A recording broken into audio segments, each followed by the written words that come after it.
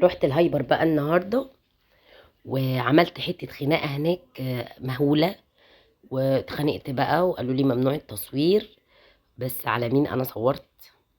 وكنت قلت بقى لازم اعمل جوله كده بقى، انزل اجيب حاجاتنا والمشتريات. طبعا لقيتهم بيقولوا لي ماشيين ورايا كأن انا عامله عشان انا كنت عايزه اجيب لكم الاسعار. قالوا لي ممنوع طبعا التصوير جوه هايبر خير زمان.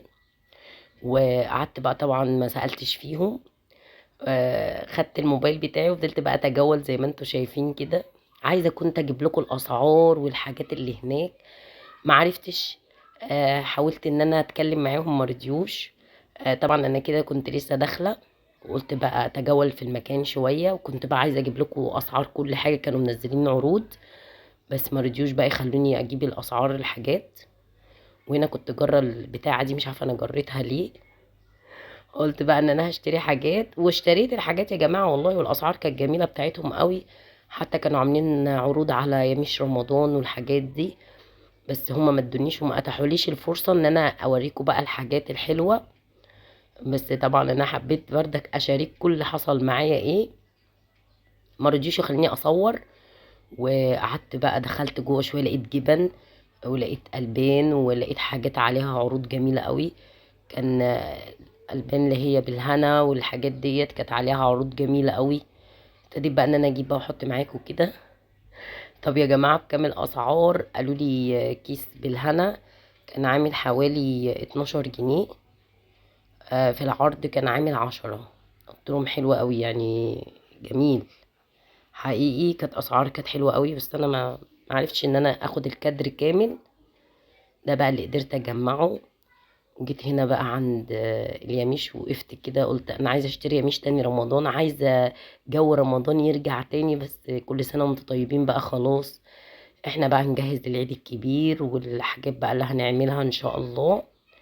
وهنا بقى فضلت واقفه شويه ان انا اسال على الاسعار بتاعتهم. طبعا كاني حياه لمن تنادي. وجبت بقى اسعار الجبن وكده، اتخانقت معاهم. وهنا قعدوا يقولوا لي ممنوع التصوير يا مدام، وكانوا شويه شويه هيجروا ورايا. حتى ان انا كنت بكلمهم شويه. قلت لهم ايه المشكله يعني ان انا اصور. وفضلت ماسكه الموبايل واصور.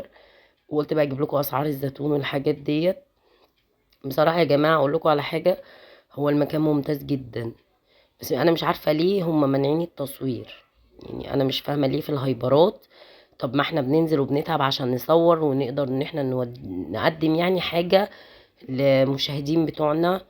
هم حابين ايه او حابين يتفرجوا على الحاجات والاسعار، بحيث كلنا نستفاد وننزل نشتري. جبت بقى لقيت كرتونة البيض عندهم عاملة 102. كانت سعر كان جميل جدا. آه، اسعارهم كانوا عاملين عروض، بس انا مش عارفة ليه هم كانوا رافضين التصوير وعملوا مشكلة معايا كبيرة قوي. حاولت بقى ان انا على قد ما اقدر اجيب لكم الجرادل بتاعة الارض دي. سامحوني يا جماعة لو ما قدرتش اوصل لكم الصورة كاملة. بس انا ما مش عارفة يعني هما بيعملوا بصراحة حاجات غريبة قوي. كان في حاجات عليها عروض جبارة. وادي بقى الفيديو بتاعنا البسيط دوت.